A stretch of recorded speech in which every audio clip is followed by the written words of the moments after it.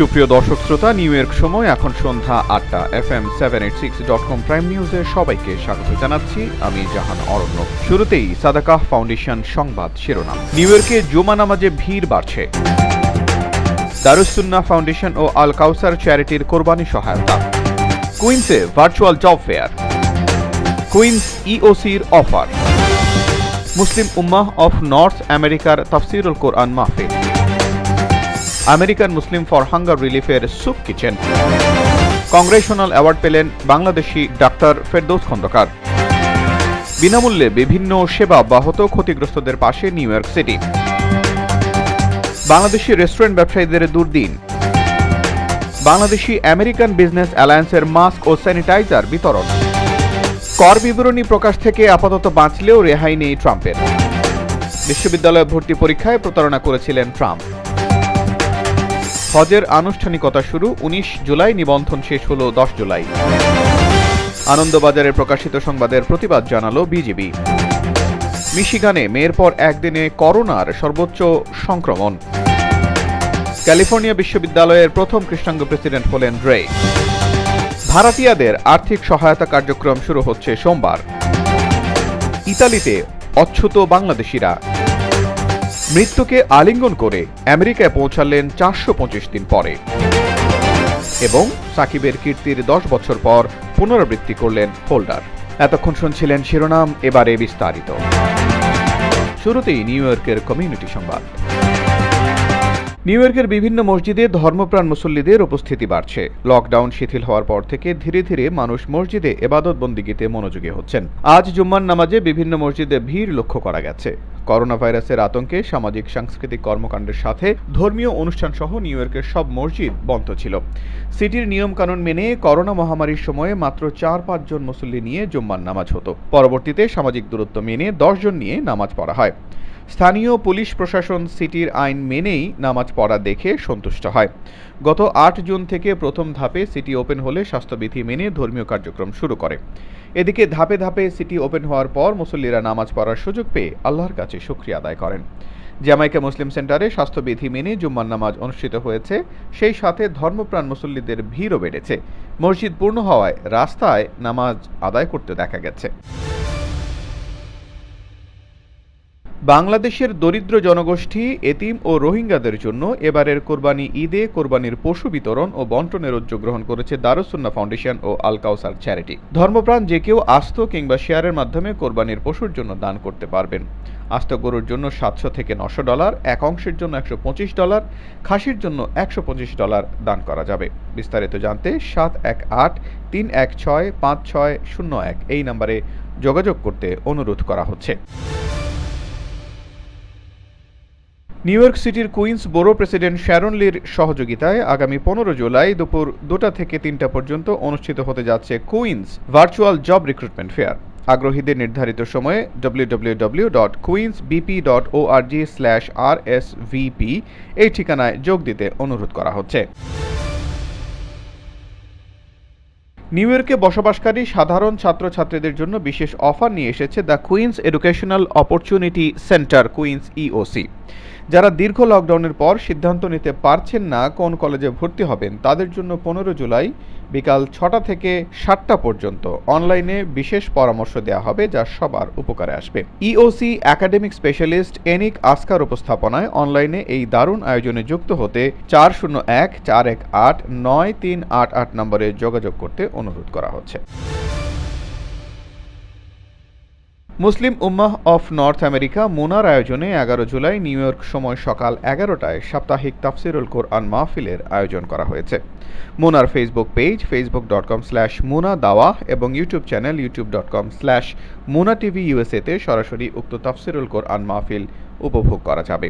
তাফসির করবেন বিশিষ্ট ইসলামিক স্কলার, মিডিয়া ব্যক্তিত্ব শায়খ ফখরুদ্দিন আহমেদ।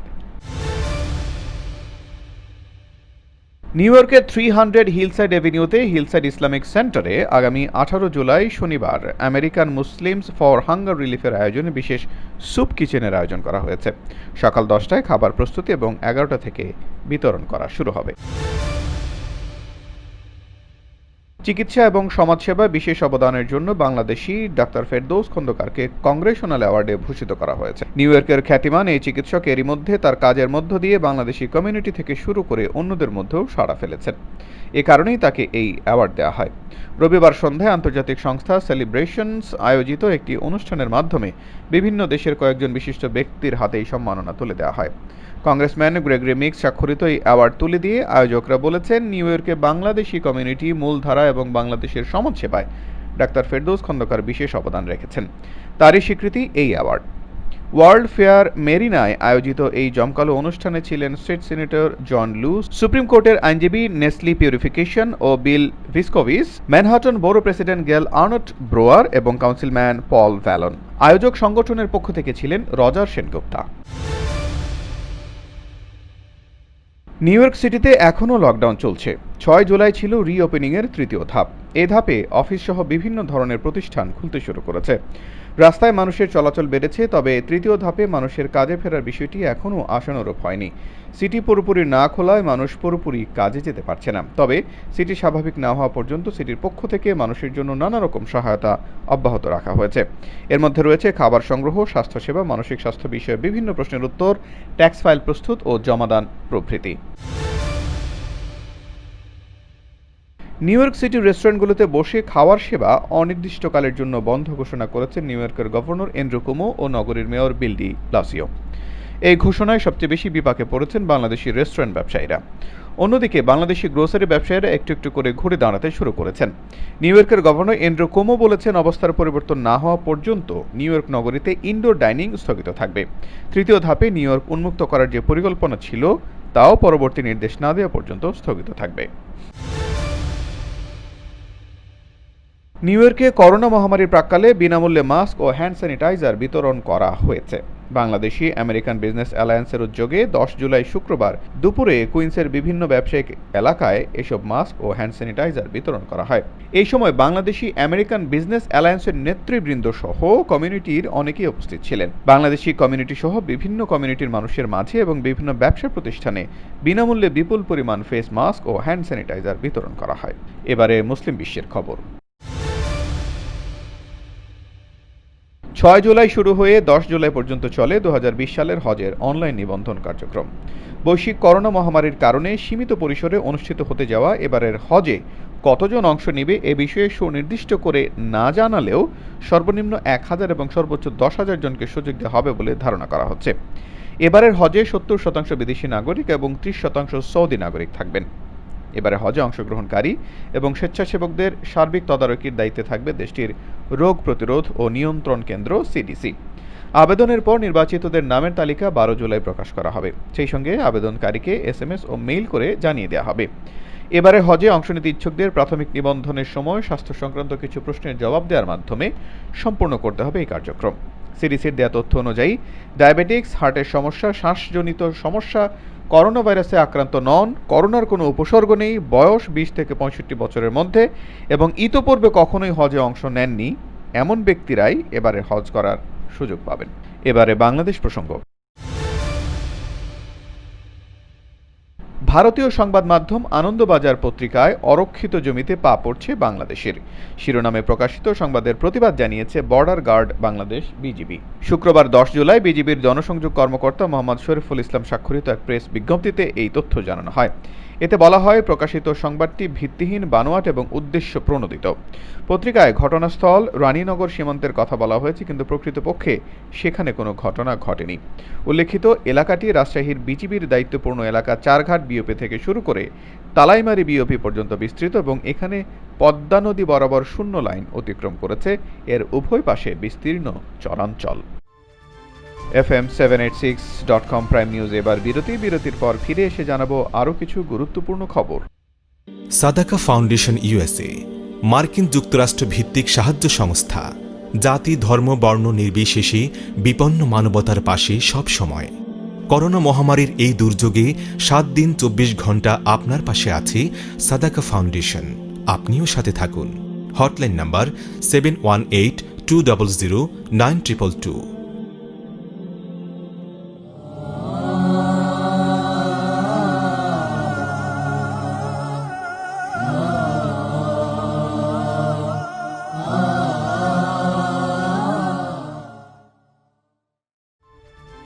বিরতির পর আবারও স্বাগত জানাচ্ছি FM786.com প্রাইম নিউজের সাথে আছি আমি জাহান অরণ্য। এবারে আমেরিকার আরও কিছু খবর। প্রেসিডেন্ট ডোনাল্ড ট্রাম্পের কর বিবরণী প্রকাশ নিয়ে আরেকটি ঐতিহাসিক রায় দিয়েছে মার্কিন সুপ্রিম কোর্ট। 9 জুলাই দেয়া রায়ে সুপ্রিম কোর্ট বলেছেন, অপরাধজনিত বিচার প্রক্রিয়া থেকে প্রেসিডেন্ট মুক্ত নন। রাজ্য সরকারের অ্যাটর্নি জেনারেল প্রেসিডেন্টের কর বিবরণী আদালতে তলব করতে পারেন। অবশ্য সুপ্রিম কোর্টের পৃথক একটি রায়ে ট্রাম্পের কর বিবরণী কংগ্রেস সদস্যদের তলবের অনুমতি দেওয়া হয়নি। ফলে আসন্ন নির্বাচনের আগে কংগ্রেস বা আমেরিকার জনগণ প্রেসিডেন্ট ট্রাম্পের কার্যবিবরণী সম্পর্কে জানার সুযোগ নেই। তবে বিচার প্রক্রিয়া ম্যানহাটনের অ্যাটর্নি জেনারেলের কর বিবরণী তলব করার পক্ষে রায় আসাকে ট্রাম্পের পরাজয় বলে মনে করা হচ্ছে। যুক্তরাষ্ট্রের প্রেসিডেন্ট ডোনাল্ড ট্রাম্প প্রায়ই নিজেকে অত্যন্ত মেধাবী বলে দাবি করেন, কিন্তু এবার তার প্রকৃত মেধার কথা ফাঁস হয়ে গেছে। তিনি বিশ্ববিদ্যালয় ভর্তি পরীক্ষায় প্রতারণা করেছিলেন। ট্রাম্পের ভাতিজি ম্যারি এল ট্রাম্পের নতুন বইয়ে এই তথ্য উঠে এসেছে। তাছাড়া এই বইয়ে ট্রাম্প ও তার পরিবার সম্পর্কে রয়েছে আরও অনেক বিস্ফোরক তথ্য। ম্যারি ট্রাম্প রচিত too much and never enough, how my family creates the world most dangerous man বইটি 14 জুলাই প্রকাশের কথা রয়েছে। এর প্রকাশক মার্কিন প্রতিষ্ঠান সাইমন অ্যান্ড শুস্টার। বইটি প্রথমে 28 জুলাই প্রকাশের তারিখ ধার্য ছিল, কিন্তু এর প্রকাশ ঠেকাতে আদালতে যান ট্রাম্পের ছোট ভাই রবার্ট ট্রাম্প। নিউ ইয়র্কের আদালত প্রথমে বইয়ের কপি বিতরণে স্থগিতাদেশ দেন, কিন্তু ম্যারি ট্রাম্প ও তার প্রকাশক প্রতিষ্ঠান ওই আদেশের বিরুদ্ধে উচ্চ আদালতে যান। এরপর নিউ ইয়র্কের ওই আপিল আদালত ওই স্থগিতাদেশ প্রত্যাহার করেন। আমেরিকার মিশিগান অঙ্গরাজ্যে করোনা ভাইরাসের সংক্রমণ বেড়েই চলেছে। 8 জুলাই রাজ্যে 610 জন করোনায় সংক্রমিত হয়েছেন, যা গত 20 মের পর একদিনে সর্বোচ্চ করোনায় সংক্রমিত হওয়ার সংখ্যা। এছাড়া করোনায় সংক্রমিত হয়ে একই সময় 10 জনের মৃত্যু হয়েছে। মিশিগান স্টেট স্বাস্থ্য বিভাগ সূত্রে জানা গেছে, রাজ্যে এ পর্যন্ত করোনায় সংক্রমিত হয়ে 6015 জনের মৃত্যু হয়েছে, আর করোনার সংক্রমণ শনাক্ত হয়েছে 67,237 জনের। ক্যালিফোর্নিয়া বিশ্ববিদ্যালয়ের প্রথম কৃষ্ণাঙ্গ প্রেসিডেন্ট হলেন মাইকেল ড্রেক। 150 বছরের পুরনো বিশ্ববিদ্যালয়টি প্রথমবারের মতো কোনো কৃষ্ণাঙ্গ প্রেসিডেন্ট পেল। আগামী মাস থেকে 69 বছর বয়সী মাইকেল ড্রেক যুক্তরাষ্ট্রের অন্যতম সেরা বিশ্ববিদ্যালয়টির নেতৃত্ব দেবেন। করোনা ভাইরাস মহামারীর কারণে ক্যালিফোর্নিয়া বিশ্ববিদ্যালয়ে 2,80,000 শিক্ষার্থীর বাজেট ও ক্যাম্পাস জীবন সংকুচিত হবার মধ্যে ড্রেক হাল ধরেছেন। করোনা ভাইরাসের কারণে বিপাকে পড়া লস অ্যাঞ্জেলেসের আবাসিক ভাড়াটিয়াদের আর্থিক সহায়তা $103 মিলিয়ন ত্রাণ কার্যক্রম আগামী সোমবার থেকে শুরু হবে। বুধবার কার্যক্রমের কর্মকর্তারা এই ঘোষণা দিয়েছেন। Los Angeles housing and community investment ডিপার্টমেন্টের জেনারেল ম্যানেজার আন সিউইল বলেন, এই কার্যক্রম চলবে 5 দিন। 13 জুলাই সকাল 8টা থেকে শুরু হয়ে 17 জুলাই রাত 11:59 পর্যন্ত চলবে। এবারে অন্যান্য খবর। বাংলাদেশে করোনার সার্টিফিকেট নিয়ে জালিয়াতির খবর প্রকাশ হওয়ার পর থেকে বাংলাদেশিদের থেকে দূরে দূরে থাকছেন ইতালিয়ানরা। মঙ্গলবার দেশটির প্রথম শ্রেণীর গণমাধ্যম ইল মেসেঞ্জারোতে এমন খবর প্রকাশের পর থেকেই বাংলাদেশিদের দূরে থাকতে দেখা যায় ইতালিয়ান নাগরিকদের। এতে চরম বিব্রতকর পরিস্থিতিতে পড়েছেন স্থানীয় প্রবাসী বাংলাদেশিরা। এ বিষয়ে দেশটিতে বসবাসরত প্রবাসী সাংবাদিক শিমুল রহমান বলেছেন, বাংলাদেশে করোনা সার্টিফিকেট বাণিজ্যের খবর ইতালি পত্রিকায় শিরোনাম হওয়ার পর থেকে আমাদের বিব্রতকর পরিস্থিতিতে পড়তে হচ্ছে। কোনো বাংলাদেশি রাস্তা দিয়ে হেঁটে গেলে তার থেকে দূরে সরে যাচ্ছে অন্য দেশের নাগরিকেরা। এছাড়াও কোনো বাঙালি রেস্টুরেন্টে গেলে তাকে এড়িয়ে চলছে অন্যরা। এছাড়াও দেশটিতে করোনা পরিস্থিতি স্বাভাবিক হবার পরে যারা বিভিন্ন ফ্লাইটে ইতালিতে এসেছেন তাদের অনেকে কর্মস্থলে যোগদান করতে দিচ্ছেন না মালিকেরা। আমেরিকা এখনও স্বপ্নের দেশ। প্রেসিডেন্ট ডোনাল্ড ট্রাম্প আমেরিকায় অবৈধ ইমিগ্রেন্টের উপর এক ধরনের যুদ্ধ ঘোষণা করেছেন। তারপরেও অবৈধ পথে আমেরিকায় আসার জন্য সবাই উদগ্রীব। প্রয়োজনে বাবা মা, শেষ সম্পদ, ভিটামাটি বিক্রি করে হলেও। বন, নদী, জঙ্গল এবং পাহাড়ের দুর্গম পথ পাড়ি দিতে গিয়ে অনেকেই পথে মৃত্যুবরণ করেছেন। এই পথে আমেরিকায় আসার চেষ্টা মানেই মৃত্যুকে আলিঙ্গন করে যাত্রা করা। এ পথে নিশ্চিত কেউ আমেরিকায় পৌঁছাতে পারবেন তার কোনো গ্যারান্টি নেই। দালালদের সুন্দর কথায় সবাই রাজি হয়ে যান, কিন্তু তাদের সামনে যে কি ভয়াবহ দিন অপেক্ষা করছে তা তারা জানেন না। বাংলাদেশ থেকে তারা ঠিকই বিমানে যাত্রা করেন। বিমান যাত্রার শেষেই শুরু হয় ভয়ঙ্কর অভিজ্ঞতার। বন, জঙ্গল, নদী, পাহাড়ের দুর্গম পথ, যেখানে মৃত্যুর হাতছানি প্রতি মুহূর্তে। কখনো কফিনের বক্সে, আবার কখনো উত্তাল সাগরে, আবার কখনো রাতের অন্ধকারে জীবজন্তুর সাথে হেঁটে এবং রাত কাটিয়ে। এই পথে আসতে গিয়ে অনেকেই মৃত্যুবরণ করেছেন। পড়ে থাকা লাশ বা কঙ্কালকে অনুসরণ করে অচেনা পথে যাত্রা, কখনো কখনো হিংস্র ডাকাতের অস্ত্রের মুখে সর্বস্ব হারানো, কথা বলতে গেলে বন্দুকের নলের সামনে আত্মসমর্পণ। বলা যায় পদে পদে বিপদ। তারপরও স্বস্তি নেই, কারণ নতুন আইনে ইমিগ্রেশন জজ যা রায় দেবেন তাই মেনে নিতে হবে এবং অধিকাংশ ক্ষেত্রেই ডিপোর্টেশন প্রায় নিশ্চিত। অতঃপর ডিটেনশন সেন্টার থেকে নিজ নিজ দেশে প্রেরণ। আগে ইমিগ্রেশন জজের রায়কে চ্যালেঞ্জ করে সুপ্রিম কোর্টে মামলা করা যেত, এখন সেই সুযোগও নেই। এর মধ্যে ভাগ্য যাদের ভালো তার মধ্যে দু একজন স্বপ্ন পূরণের সিঁড়িতে উঠেছেন। এমনই একজন হলেন বাংলাদেশের যুবক MD Abu Faisal. Detention centre থেকে ছাড়া পাওয়ার পর অ্যাটর্নির মেয়ে তাকে নিজের গাড়িতে করে এয়ারপোর্টে এনে বিমানে তুলে দেন। তিনি বলেন, আমি নিউ ইয়র্কে আসি, আল্লাহর কাছে হাজারো শকর। আমি অ্যাটর্নির কাছেও কৃতজ্ঞ। সাদি মিন্টু সহ আরও যারা সহযোগিতা করেছেন তাদের কাছেও কৃতজ্ঞ। অ্যাটর্নি জানিয়েছেন তিনি আবু ফয়সালের মামলা পরিচালনা করবেন, প্রয়োজনে নিউ ইয়র্ক আসবেন। শেষ পর্যন্ত আবু ফয়সাল 425 দিন পর আমেরিকায় পৌঁছালেন। এক প্রশ্নের জবাবে তিনি বলেন, আমি এই পথে যারা আসতে চান তাদের বলছি, এই পথে যেন কেউ ভুলেও না আসেন, কারণ প্রতিনিয়ত মৃত্যুর হাতছানি এই পথে। আমাকে কেউ অর্থ দিলেও আমি এই পথে আর আসবো না, অন্যদেরও না আসতে বলবো। এবারে খেলার খবর। করোনা ভাইরাসের কারণে দীর্ঘ 116 দিন বিরতির পর গত 8 জুলাই সাউদাম্পটনে ওয়েস্ট ইন্ডিজ ইংল্যান্ড টেস্ট দিয়ে ক্রিকেট ফিরেছে নিজের রূপে। গতকাল ম্যাচের দ্বিতীয় দিনে বিরল রেকর্ডের মালিক হলেন ওয়েস্ট ইন্ডিজের অধিনায়ক ও পেসার জেসন হোল্ডার। 20 ওভারে 42 রানে 6 উইকেট নিয়ে অধিনায়ক হিসেবে ইংল্যান্ডের মাটিতে 10 বছর পর ইনিংসে 5 বা ততোধিক উইকেট শিকারের কীর্তি গড়লেন তিনি। হোল্ডারের দুর্দান্ত বোলিংয়ে প্রথম ইনিংসে 204 রানে অল আউট হয় স্বাগতিক ইংল্যান্ড। 2010 সালে ওল্ড ট্র্যাফোর্ডে 121 রানে 5 উইকেট নিয়েছিলেন বাংলাদেশ দলের তৎকালীন অধিনায়ক সাকিব আল হাসান। আর সপ্তম সফরকারী অধিনায়ক হিসেবে ইংল্যান্ডের মাটিতে 5 বা ততোধিক উইকেট শিকারী হিসেবে নাম তুললেন হোল্ডার। সব মিলিয়ে এই কীর্তি গড়েছেন 12 জন অধিনায়ক। FM786.com প্রাইম নিউজ এখনকার মতো এই পর্যন্তই। বিদায় নেওয়ার আগে আবারও জানিয়ে দিচ্ছি সাদাকা ফাউন্ডেশন সংবাদ শিরোনাম। নিউ ইয়র্কে জুমা নামাজে ভিড় বাড়ছে। দারুস সুন্নাহ ফাউন্ডেশন ও আল কাউসার চ্যারিটির কোরবানি সহায়তা। কুইন্সে ভার্চুয়াল জব ফেয়ার। কুইন্স ইওসির অফার। মুসলিম উম্মাহ অফ নর্থ আমেরিকার তাফসিরুল কোরআন মাহফিল। আমেরিকান মুসলিম ফর হাঙ্গার রিলিফের সুপ কিচেন। কংগ্রেশনাল অ্যাওয়ার্ড পেলেন বাংলাদেশি ডাক্তার ফেরদৌস খন্দকার। বিনামূল্যে বিভিন্ন সেবা অব্যাহত ক্ষতিগ্রস্তদের পাশে new York city. Bangladeshi restaurant ব্যবসায়ীদের দুর্দিন।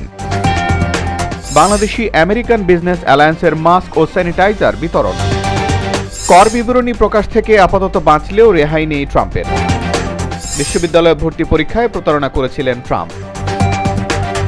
হজের আনুষ্ঠানিকতা শুরু 19 জুলাই, নিবন্ধন শেষ হল 10 জুলাই। আনন্দবাজারে প্রকাশিত সংবাদের প্রতিবাদ জানালো বিজেপি। মিশিগানে মেয়ের পর একদিনে করোনার সর্বোচ্চ সংক্রমণ। ক্যালিফোর্নিয়া বিশ্ববিদ্যালয়ের প্রথম কৃষ্ণাঙ্গ প্রেসিডেন্ট হলেন রে।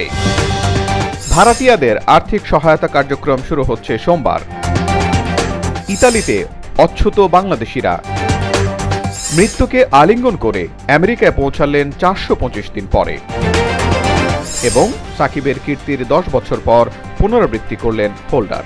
FM786.com প্রাইম নিউজ এখনকার মতো এই পর্যন্তই। সবাই ভালো থাকুন, সুন্দর থাকুন, এই শুভকামনায় আজকের মতো এখানেই বিদায় নিচ্ছি।